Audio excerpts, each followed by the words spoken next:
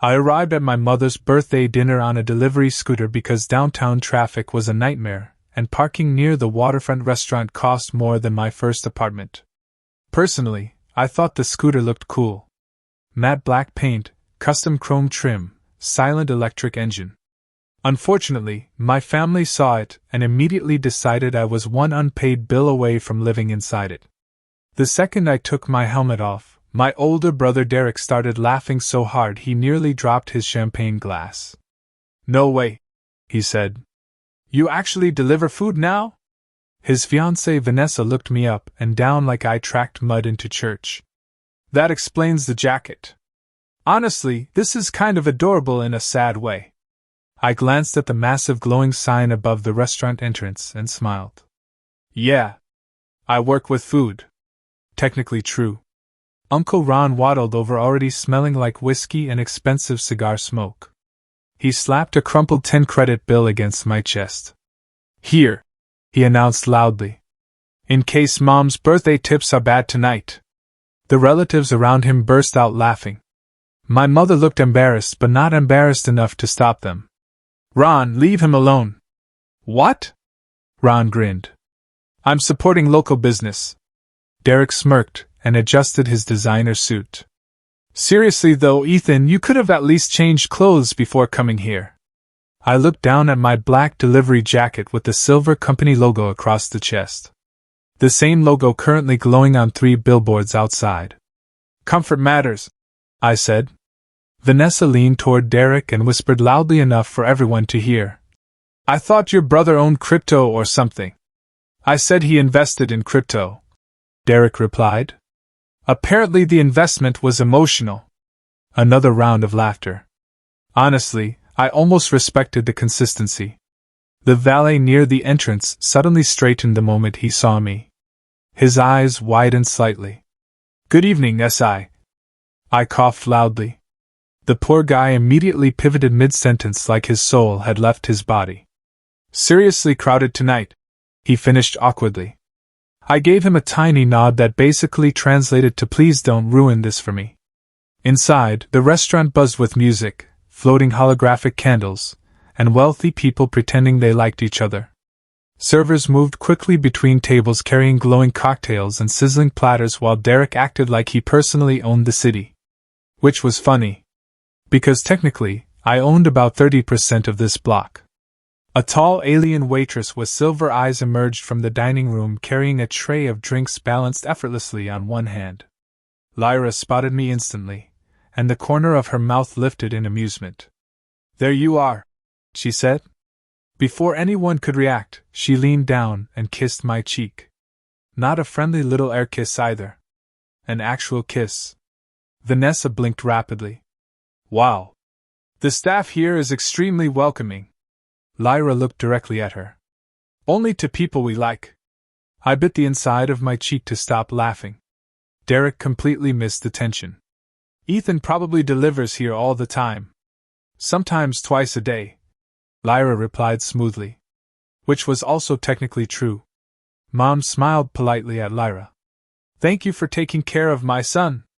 Lyra's silver eyes flicked toward me with dangerous amusement. "Oh, trust me. I take very good care of him." I nearly choked. Vanessa's face tightened immediately. Apparently hearing an attractive alien woman imply things about me damaged her spiritually. Then Derek snapped his fingers at me.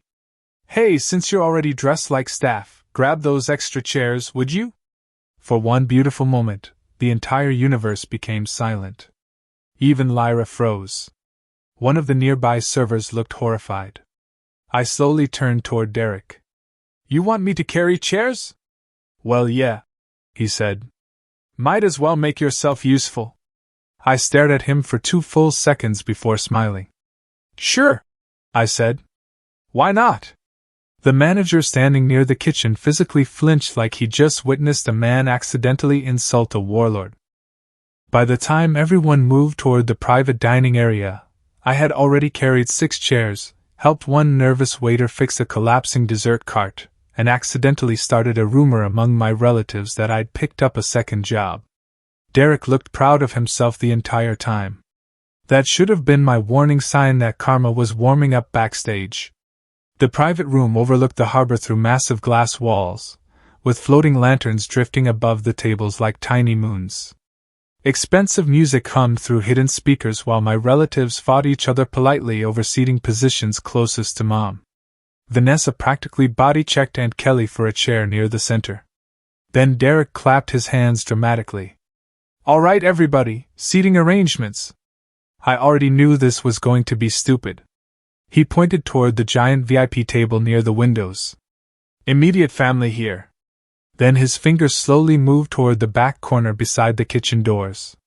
"And Ethan," he smirked, "there's a spot for you over there." A tiny folding table sat beside the service station where waiters grabbed drinks and stacked menus. One chair. Right beside the swinging kitchen doors. For half a second, even the staff looked offended. Then Uncle Ron burst out laughing so violently he started coughing. "Oh, that's perfect," he wheezed. "Closer to the employees. Saves him walking distance."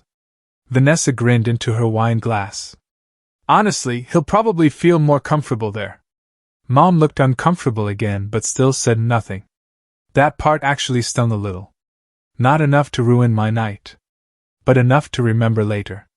I slowly loosened my jacket and looked toward my lonely little exile table. "You know what?" I said. "I actually love this spot." Derek blinked. "Wait, seriously?" "Closer to the food." That earned a laugh from the kitchen staff. I walked over and sat beside the servers like I belonged there. Immediately one of the cooks slid an upgraded appetizer plate in front of me that definitely wasn't available on the public menu. A nearby dishwasher gave me a respectful nod. Another waiter quietly asked, "You want your usual drink, boss?" I gave him a tiny look. "Water's fine." "Right," he said quickly. "Definitely not, boss." Derek narrowed his eyes suspiciously from across the room but got distracted when Vanessa started taking pictures of the seafood tower for social media. The servers around me were infinitely more fun than my relatives anyway. One guy complained about a customer asking if the imported alien lobster was gluten emotional. Another server described a woman who tried flirting with him for free dessert, while her husband filmed it. Honestly, it felt like family. Just with fewer narcissists. Then Lyra appeared beside me carrying 2 plates of fries. She dropped into the chair next to mine during her break like she owned the place. Technically, through me, she kind of did. "You're enjoying this too much," she murmured. I stole one of her fries. "Watching rich people slowly embarrass themselves is therapeutic." Her silver eyes sparkled with amusement. "You know you could buy everyone in this room twice." 3 times, I corrected quietly. "Derek's fake watch collection alone probably has outstanding loans." She laughed softly and leaned against my shoulder for a second. Across the room, Vanessa noticed immediately. Her expression tightened like she'd bitten aluminum foil. "Oh my God!" she whispered loudly to Derek. "Your brother is dating a waitress." Lyra heard her. Every server within 15 feet heard her. Without even looking over, Lyra calmly took a sip of my drink and said, "Still a better career choice than marrying one." I nearly inhaled a French fry. One of the bartenders physically turned away to hide his laughter. Meanwhile, Derek stood near Mom giving another one of his painful fake business speeches. "When you understand investment strategy," he announced loudly, "money basically works for you." I watched him say this while knowing his last 3 investments included luxury sneakers, crypto dogs, and a nightclub on the moon that got raided by tax authorities. Incredible confidence, though. I pulled out my phone beneath the table and sent a quick message to the restaurant manager. "Everything ready for the anniversary presentation?" 3 dots appeared instantly. "Yes, sir." I sighed. One day these people were going to accidentally expose me by being too respectful. Then suddenly the giant promotional screen behind the birthday stage flickered to life. And the entire room went quiet. The giant screen behind Mom's birthday table flickered twice before dramatic orchestral music exploded through the speakers. Derek immediately smiled and lifted his wine glass. "Ah, finally," he announced. The birthday slideshow. I frowned. That was not the birthday slideshow music. That sounded like humanity was preparing to invade another galaxy. The screen faded from black to a cinematic aerial shot of crowded city skylines, delivery ships flying between towers, restaurant workers opening kitchens before sunrise. Then a deep narrator voice echoed through the room. 5 years ago, thousands of restaurants faced collapse during the interstellar supply crisis. My eyes slowly narrowed. Oh no, I muttered. Beside me, Lyra instantly started choking on her drink because she realized exactly what happened. The manager uploaded the wrong presentation. The screen continued. One company changed everything. The glowing silver logo of my delivery network filled the room. Every server nearby froze. Meanwhile, my family still hadn't connected a single brain cell together. Derek nodded smugly like he personally understood corporate economics. Ah yes, I've heard of these guys. Uncle Ron stuffed another shrimp into his mouth. Didn't know they were this fancy. The video continued showing clips of overwhelmed restaurants being saved by emergency delivery systems, drone fleets, and mobile food routes across human and alien colonies. Then came employee interviews. One exhausted restaurant owner appeared on screen wiping tears from her face. That app saved our business, she said emotionally. We were 3 days from shutting down. Another chef pointed directly at the camera. He treated workers like partners, not machines. A third employee laughed.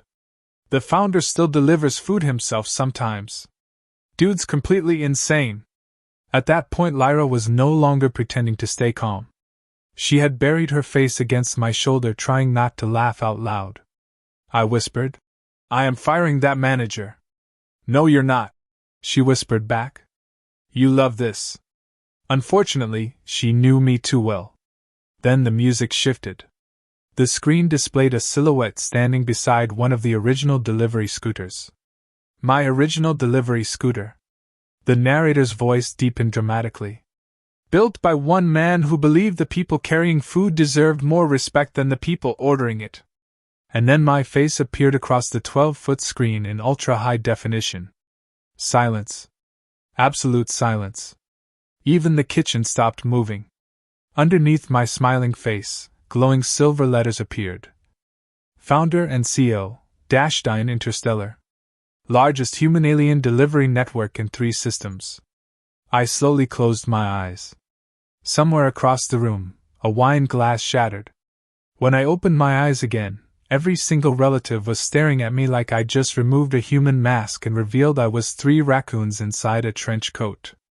Derek's mouth literally hung open. Vanessa blinked 6 times in a row. Uncle Ron squinted suspiciously at the screen before drunkenly pointing at me. That's him, he whispered. That's definitely his face. The video continued showing clips of me visiting kitchens, hugging exhausted restaurant staff, and helping employees during storms. Then came the fatal mistake. A recording of me laughing while carrying delivery bags beside Lyra flashed across the screen. The caption underneath read, CEO Ethan Cole with partner Lyra Vasquez during Employee Appreciation Week. Vanessa physically turned toward Lyra so fast I thought her neck might snap. Partner? She squeaked. Lyra smiled sweetly. Oh good, they used that photo. My hair looked amazing. Then the restaurant erupted. The servers started clapping first. Then the bartenders joined in. The kitchen staff began cheering loud enough to shake the walls. Someone near the back yelled, That's our boss! One of the cooks actually started chanting my name. Derek looked like his soul had just filed for bankruptcy. Meanwhile, the terrified restaurant manager sprinted across the dining room toward me at full speed. I am so sorry, sir, he whispered frantically. The media team uploaded the CEO anniversary version instead of the customer version. It's okay, I said calmly. No, it isn't, he whispered in horror. Your brother made you carry furniture. Across the room, Derek suddenly stood up and yanked out a chair. Ethan, he said nervously. Why are you sitting over there? Come sit with us. Vanessa instantly grabbed my old seat and wiped it with her napkin like she was preparing a throne. The speed of their personality changes was honestly inspirational. Lyra leaned against me, openly wrapping an arm around my shoulders now. "Oh no!" she purred loudly enough for everyone to hear. "I think he likes sitting with the staff." Half my relatives looked like they wanted the floor to swallow them alive. Then I slowly stood up, adjusted my delivery jacket, and smiled at the room. "Oh," I said casually. "And there's one more thing all of you should probably know about this restaurant." The entire dining room stayed silent after I said it. Not normal silence either. The kind of silence where people suddenly become deeply interested in their water glasses because eye contact feels dangerous. I slipped one hand into my jacket pocket and looked around the room slowly. "I bought this restaurant 6 months ago," I said casually. "The previous owner wanted to retire, and I didn't want another corporate chain ruining the place." 3 different relatives stopped chewing at the same time. Derek blinked so hard I thought he was rebooting. "You own..." He looked around the room helplessly. "You own this place?" I nodded. "Most of the harbor block too. Parking garage included." Uncle Ron quietly removed 3 dinner rolls from his pockets and placed them back on the table like evidence in a criminal investigation. Vanessa's entire personality transformed in real time. "Oh my God!" she laughed nervously. "I knew you were successful. I literally told Derek you had entrepreneur energy." Lyra nearly fell over laughing. "You called him Scooter Batman 15 minutes ago," she reminded her. Vanessa ignored her completely. Meanwhile, Derek was sweating through a suit that probably cost more than my first delivery bike. "You should have told us," he muttered weakly. I stared at him. "You made me carry chairs. That was a joke. You seated me beside the kitchen. That was also a joke. You asked if I delivered appetizers. To be fair," Uncle Ron interrupted carefully, "you did look extremely deliver-why." The old man immediately shut up after Lyra looked at him. Honestly, watching rich people panic was better than therapy. Then I turned toward my mother.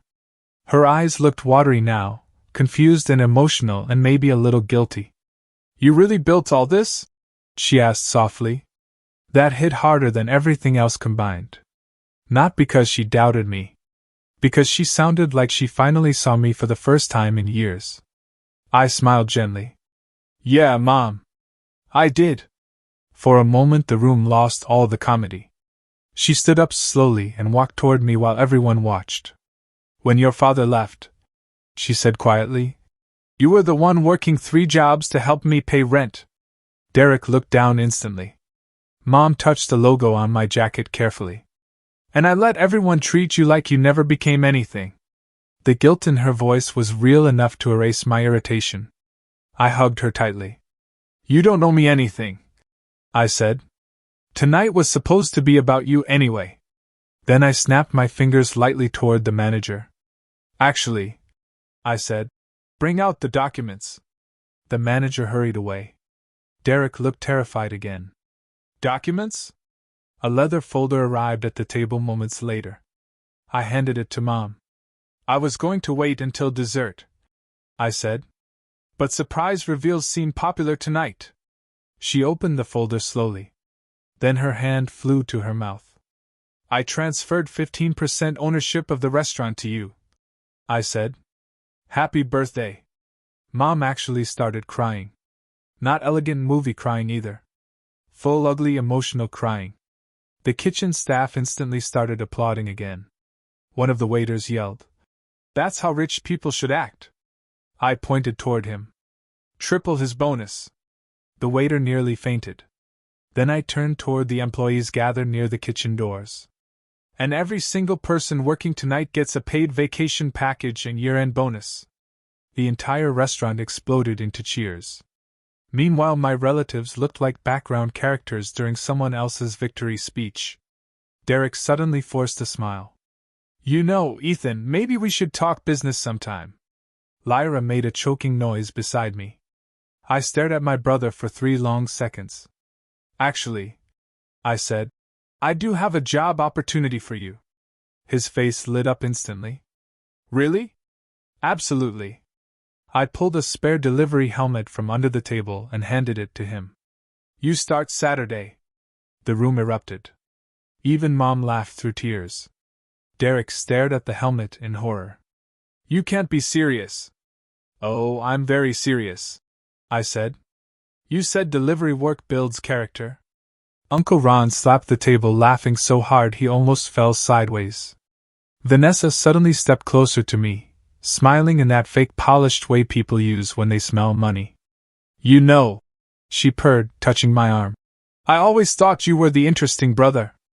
Lyra immediately wrapped both arms around my neck and kissed me directly in front of everyone. A long kiss. The kind designed specifically to establish territorial dominance. When she finally pulled back, Vanessa looked emotionally defeated. Sorry, Lyra said sweetly. Employee discount only. 10 minutes later, Derek was stacking chairs in his designer suit, while actual servers filmed him for entertainment. I walked outside with Mom and Lyra beside the harbor lights while the cold ocean air rolled through the streets. Mom squeezed my hand gently. I'm proud of you, she said quietly. I smiled. Because I got rich? She shook her head. No, she said. Because after everything, you still treated people better than they treated you. Behind us, through the restaurant windows, Derek accidentally dropped an entire tray of glasses. The crash echoed across the harbor. Lyra burst out laughing as we climbed onto my delivery scooter together. And honestly, watching my millionaire brother get yelled at by a dishwasher might have been the best birthday gift Mom received all night.